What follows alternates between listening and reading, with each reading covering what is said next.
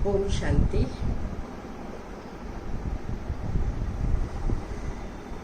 प्रेम के सागर, कल्याणकारी, नई दुनिया के रचयिता प्राण बाबुल के महावाक्य, जिसमें बाबा ने कहा है कि बच्चे, तुम्हारा माता पिता बंधु सखा मैं ही सब कुछ हूँ।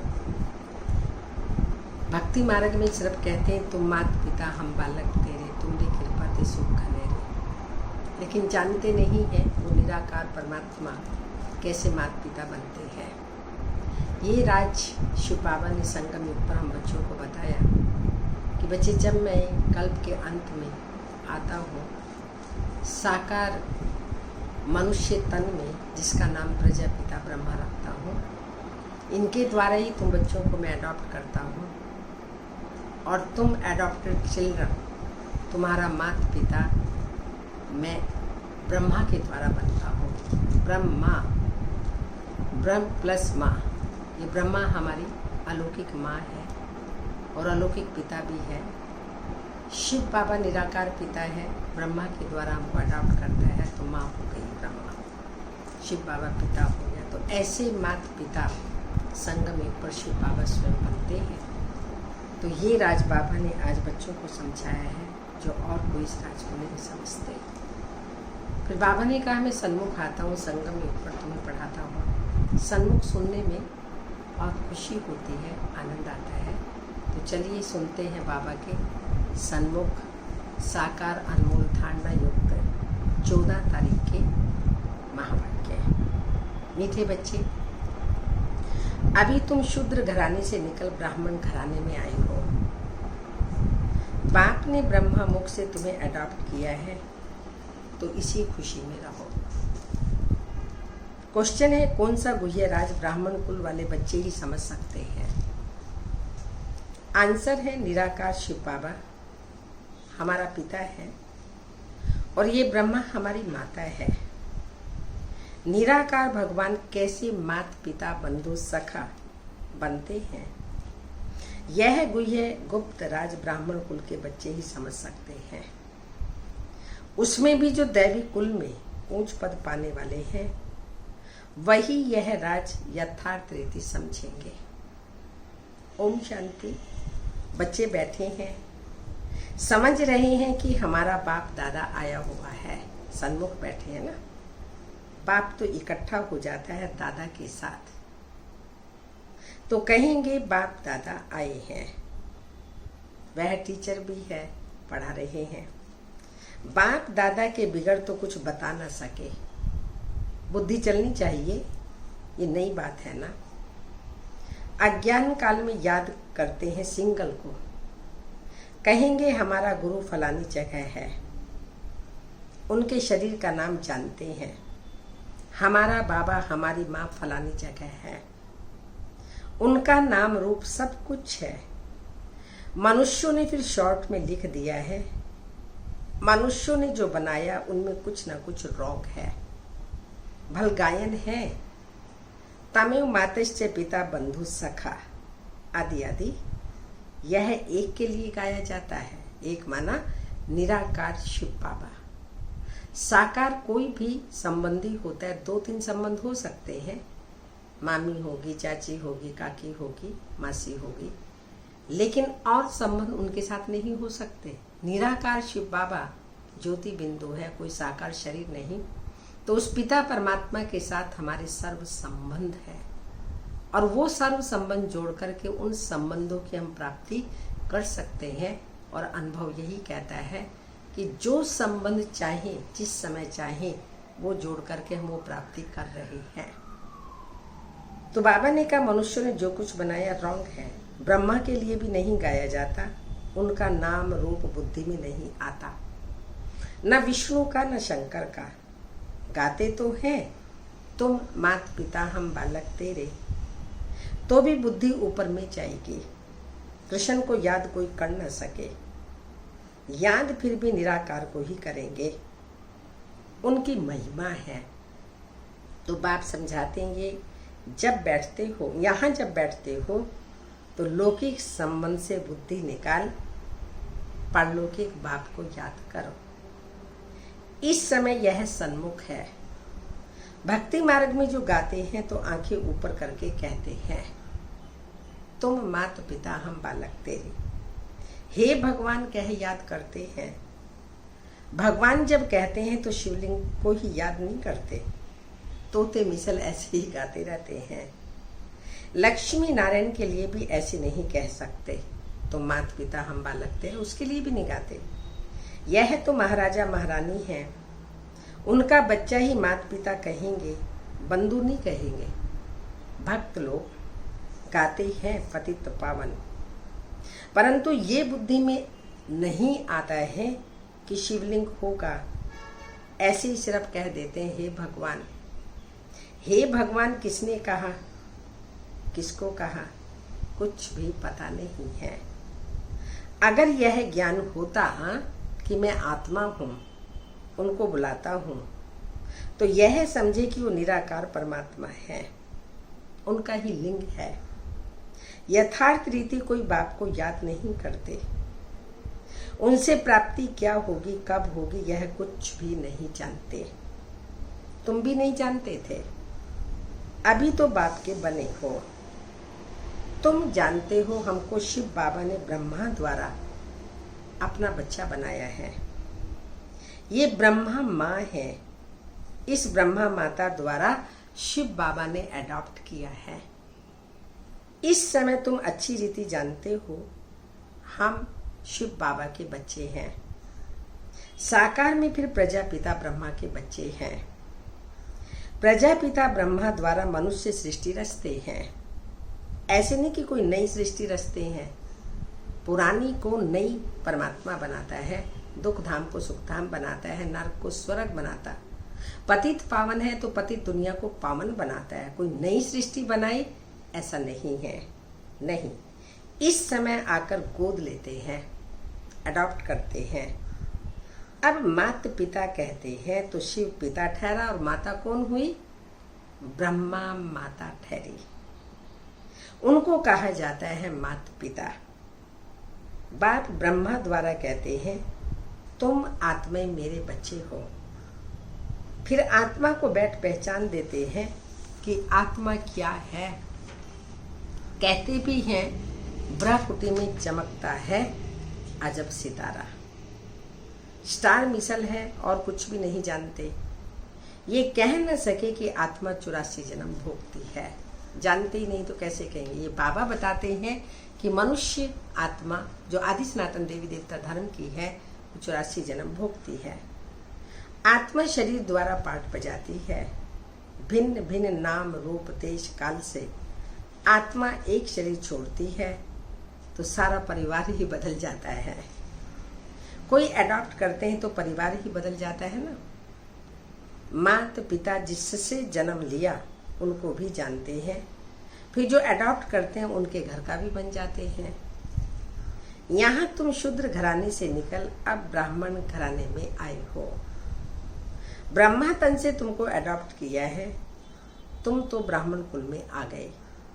ये बातें शास्त्रों में नहीं लिखी जा सकती। ये समझाया जाता है, लिखने से कोई समझते नहीं है। लिख दिया और उसको पढ़ लें ऐसे समझ में नहीं आता। यहाँ पर शिव बाबा बच्चों को बैठ सन्मुख समझाते हैं। अभी तुम बच्चे ही जानते हो हम परम पिता परमात्मा की संतान हैं। यह हो गई माँ, प्रजापिता ब्रह्मा हो गई हमारी माँ। ब्रह्मा को प्रजापिता ही कहते हैं। इस द्वारा तुम बच्चों को अडॉप्ट करता हो। यह कितनी गुप्त बातें हैं, सिवाय सन्मुख के कोई समझ न सके। समझेंगे भी वह जो ब्राह्मण कुल के होंगे, दैवी कुल में ऊंच पद पाने वाले होंगे। नई किसी की बुद्धि में ये बातें बैठती नहीं, ना बुद्धि में बैठेगा ना किसी को समझा सकेंगे। तुम्हारे में भी नंबरवार पुरुषार्थ अनुसार है जिनकी बुद्धि में बैठता है। गाया भी जाता है तमें मातश्च पिता बंधु सखा। याद किया जाता है शिव बाबा को।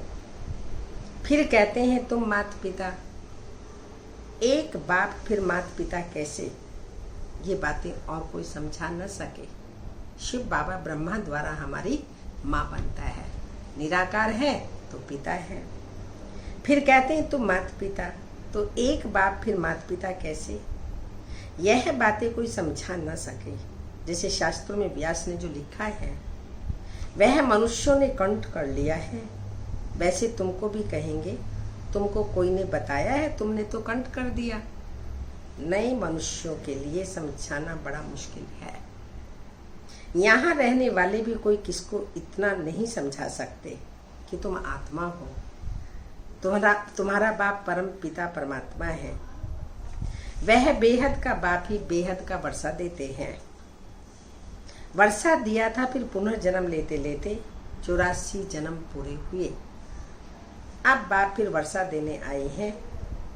यह किसी को समझाना सहज है।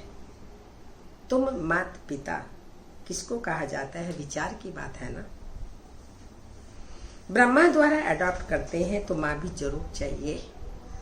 तो जो अनन्य बच्ची होती है, ड्रामा प्लान अनुसार उनको जगदम्बा का टाइटल दिया जाता है। फिर संभालने के लिए मम्मा सरस्वती, उनको सरस्वती का शिव बाबा ने टाइटल दिया। मेल को जगदम्बा नहीं कह सकते, इसको जगत पिता कहेंगे। इनका प्रजा पिता नाम मशहूर है। अच्छा, प्रजा माता कहाँ, तो अडॉप्ट किया जाता है माता को। आदि देव तो है, फिर आदि देवी को मुकर्रर किया जाता है। आदि देव ब्रह्मा और आदि देवी ब्रह्मा की बेटी सरस्वती, उसको मुकर्रर किया गया। जगदम्बा तो एक है, उनकी ही महिमाएं हैं। जगदम्बा पर कितना मेला लगता है, परंतु उनके ऑक्यूपेशन को कोई नहीं जानते। कलकत्ते में काली का मंदिर है, बॉम्बे में भी जगदम्बा का मंदिर है, शक्ल अलग अलग है। जगदम्बा कौन है ये कोई नहीं जानते। उनको भगवती कहते हैं।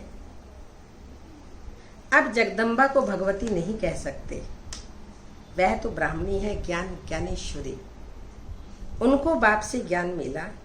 तुम सब जगदम्बा के बच्चे हो, ज्ञान सुनकर के फिर सुनाते हो। तुम्हारा ये धंधा है।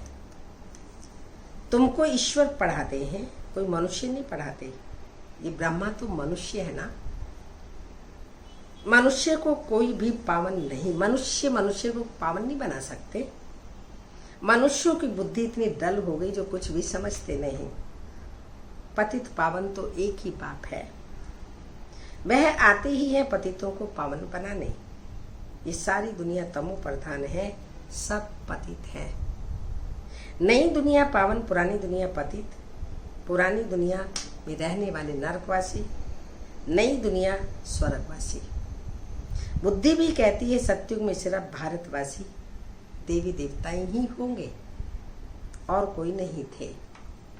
अभी तुम बच्चों को यह ज्ञान मिला है।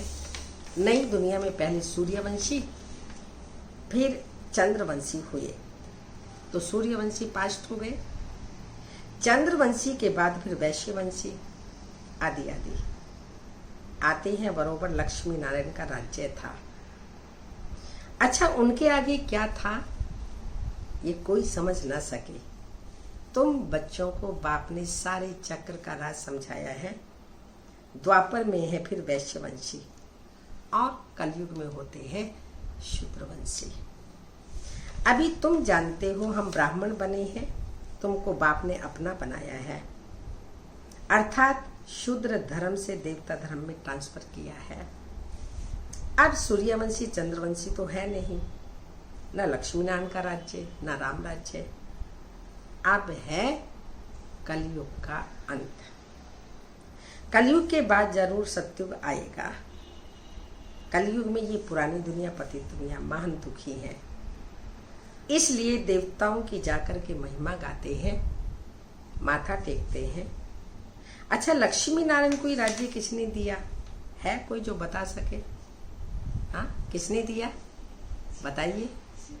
शिव बाबा ने। कोई के भी ख्याल में नहीं होगा, क्योंकि बुद्धि में है कलयुग अभी बच्चा है, 40,000 वर्ष पड़े हैं, इसलिए ख्याल आता ही नहीं। अभी तुमको ये ख्याल आता है कई बच्चे कहते हैं हमें याद ही नहीं रहती। तो बाबा पूछते क्यों नहीं रहती? बाबा पूछते हैं क्यों नहीं रहती?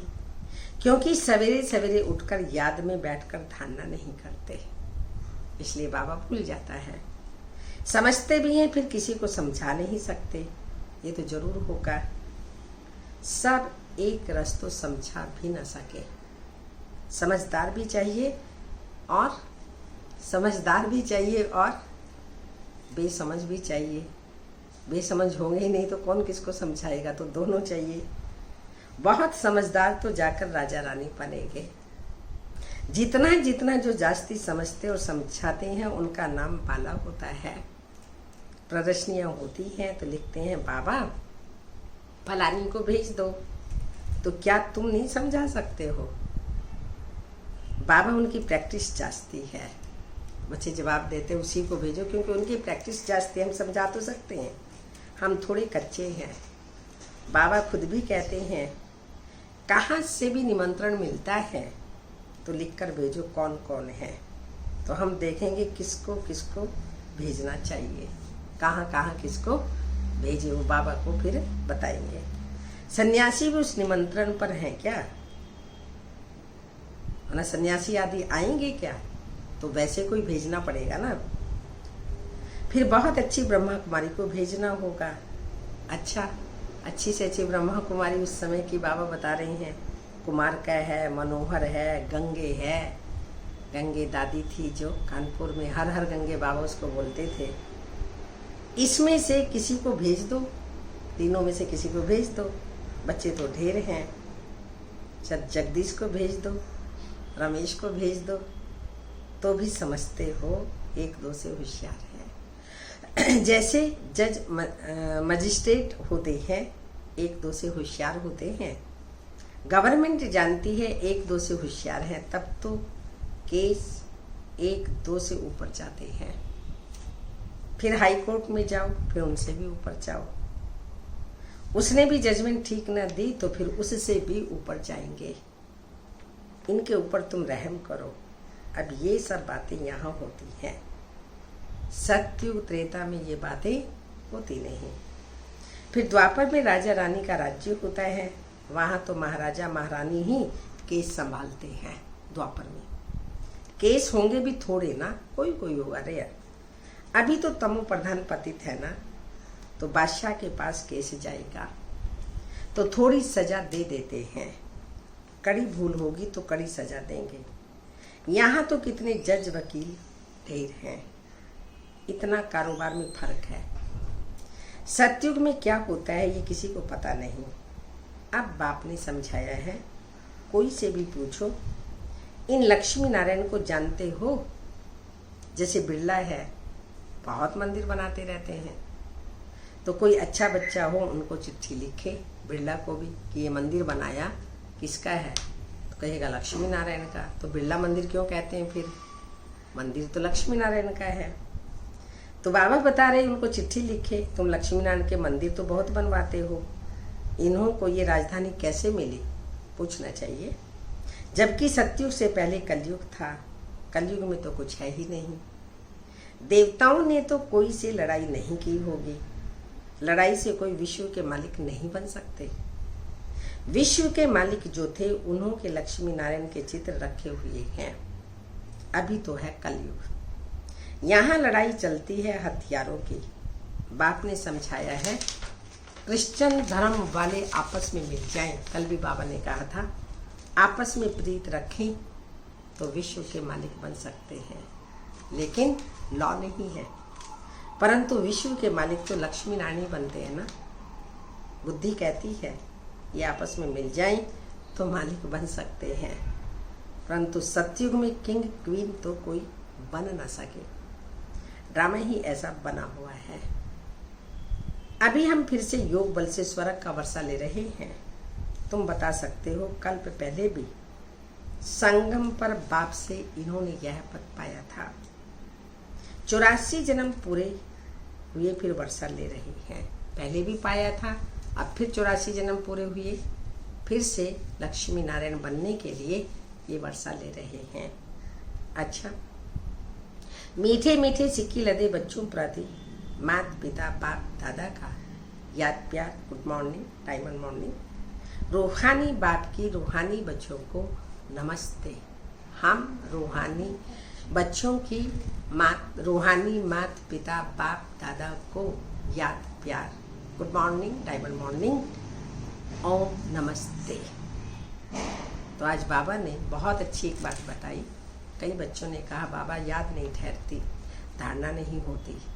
तो बाबा ने कहा क्योंकि सवेरे सवेरे याद नहीं करते, धारणा नहीं करते, इसलिए बाबा की याद नहीं ठहरती।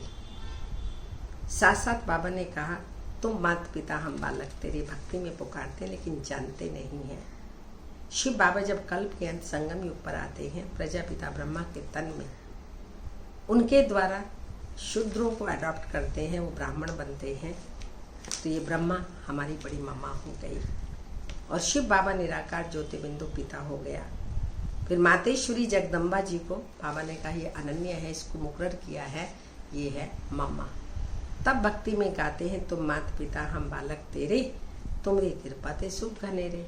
फिर बाबा कहते कृपा क्या, मैं ऐसे कृपा नहीं करता हूँ, परंतु तुम करो और पाओ। जो मैं कहता हूँ, श्रीमत देता हूँ, डायरेक्शंस देता हूँ, उन पर चलो और प्रैक्टिकल जीवन में धारण करो। तो करो और पाओ, ये है शिव बाबा की कृपा। अच्छी रीति पढ़ेंगे पढ़ाएंगे तो बाबा ने कहा वो फिर ऊंच पद पाएंगे। उसमें भी विशेष आज बाबा ने कुमार का दादी, गंगे दादी, मनोहर दादी, जगदीश भाई साहब, रमेश भाई साहब, इन सबको याद किया। कई बच्चे कहते हैं बाबा हम ये प्रदर्शनी लगाते हैं तो इन सबको भेजो, किसी को भी इनमें से भेजो। तो बाबा कहते तुम नहीं समझा सकते क्या? तो बच्चे कहते हैं हाँ बाबा हम समझा सकते हैं, लेकिन होशियार बच्चे चाहिए, समझदार बच्चे चाहिए। तो बाबा फिर इनमें से किसी को भी भेज देता है। आज की धारणा है स्वयं में धारणा कर और दूसरों को करने के लिए, स्वयं में धारणा करने और कराने के लिए सवेरे सवेरे उठकर बाप की याद में बैठना है। जो समझा है उसे दूसरों को समझाने की प्रैक्टिस करनी है। खुद जो समझा औरों को भी समझाने की प्रैक्टिस करो।